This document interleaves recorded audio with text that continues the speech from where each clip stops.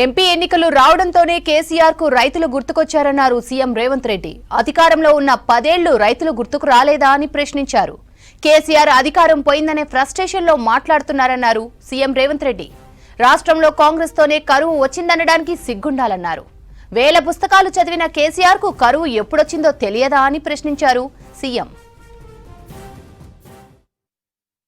ప్రతిపక్ష నాయకుడు చెయ్యి ఇంకా బాగా తిరుగు, ప్రజలలో ప్రజల సమస్యలు తెలుసుకో, నివేదికలు తీసుకురా, ఇవ్వు ప్రభుత్వానికి. నీ సూచనలు ఏమైనా ప్రజలకు ఉపయోగపడతాయంటే 100% మా ప్రభుత్వం వాటిని స్వీకరిస్తుంది.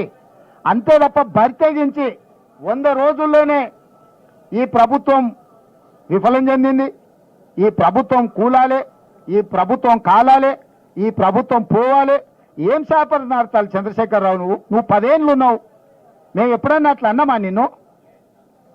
అంటే అస్సలు ఆయనకు ఆగుతలేదు, అధికారం పోయింది అని అంటే ఇక ఎట్లనైనా వేసి తొండో మొండో ఎవరి కాళ్ళన్నా పట్టుకొని కుర్చీలో కూర్చోవాలనుకుంటున్నావు, అంత ఆశమాశ అనుకుంటున్నావా?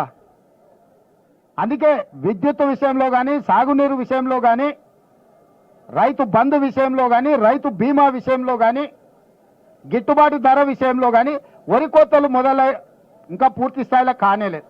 అప్పుడే 7,000 పైచీలకు కొనుగోలు కేంద్రాలను ఐకేపీ కేంద్రాలు మేము తెరిచినాం.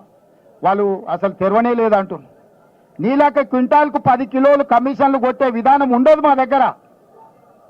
ఎవడన్నా చేసిందంటే తిత్తి తీస్తాం. ఎవడన్నా 10 కిలోలు గిన క్వింటాల్కి గిన కమిషన్లు తాడి పేరు మీద, తాలు పేరు మీద ఎవడన్నా కొట్టిండంటే నీలాక కమిషన్ల దందాలు చేయం చంద్రశేఖరరావు.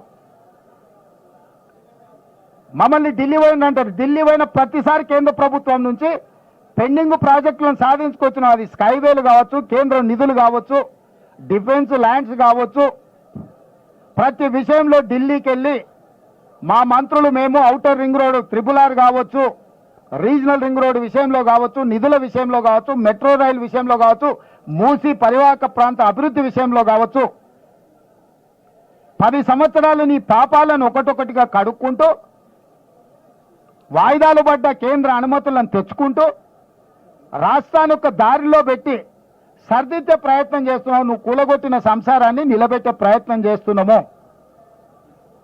నీ కులం, నీ కుటుంబం చేసిన దోపిడీ నుంచి రాష్ట్రాన్ని కాపాడి రైతులకు, విద్యార్థులకు, నిరుద్యోగ యువకులకు, ఆడబిడ్డలకు మేలు జరిగే విధంగా చర్యలు చేపడుతున్నాం.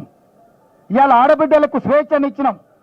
మహిళా సంఘాలను పిలిచి కోట్లాది రూపాయలు వాళ్ళవి నువ్వు పెండింగ్ పెట్టిన వాటిని అన్నిటిని కూడా వాళ్ళకి ఇచ్చినాం. ఇవాళ మహిళలు ఊపిరి పీల్చుకుంటారు. మా అన్న వచ్చిండు, మా ప్రభుత్వం వచ్చింది, మా సోనియా ప్రభుత్వం వచ్చింది, మాకు సిలిండర్ వచ్చింది, ఇంటికి ఉచిత కరెంట్ వచ్చింది, మాకు ఆర్టీసీ బస్సులలో ఉచితంగా ప్రయాణం చేస్తున్నాం, మాకు స్వేచ్ఛ వచ్చింది.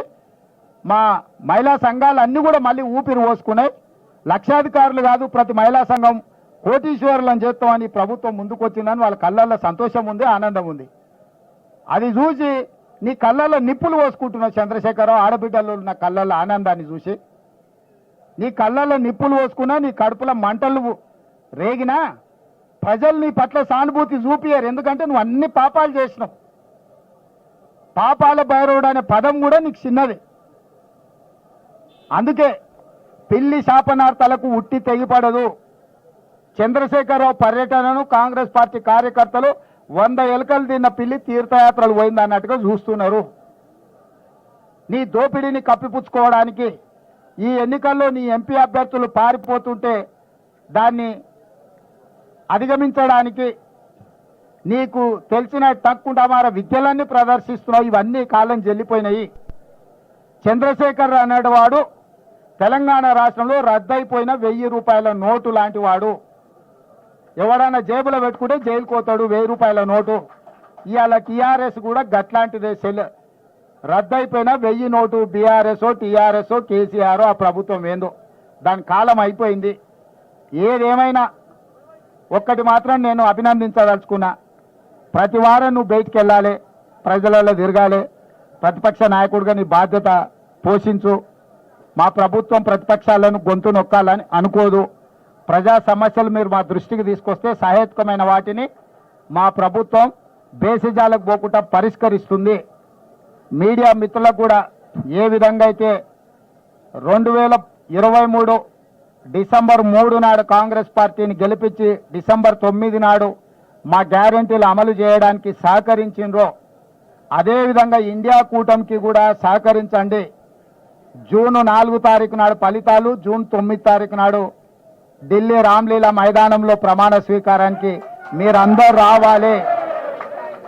ఎర్రకోట మీద ఇండియా కూటమి 3 రంగుల జెండాను ఎగరేస్తాము. జూన్ 9 నాడు మీరందరూ కూడా ఢిల్లీకి రావాలి. మీరు లైవ్లో మన తెలంగాణ ప్రజలకు తెలుగులో మంచిగా చెప్పాలి.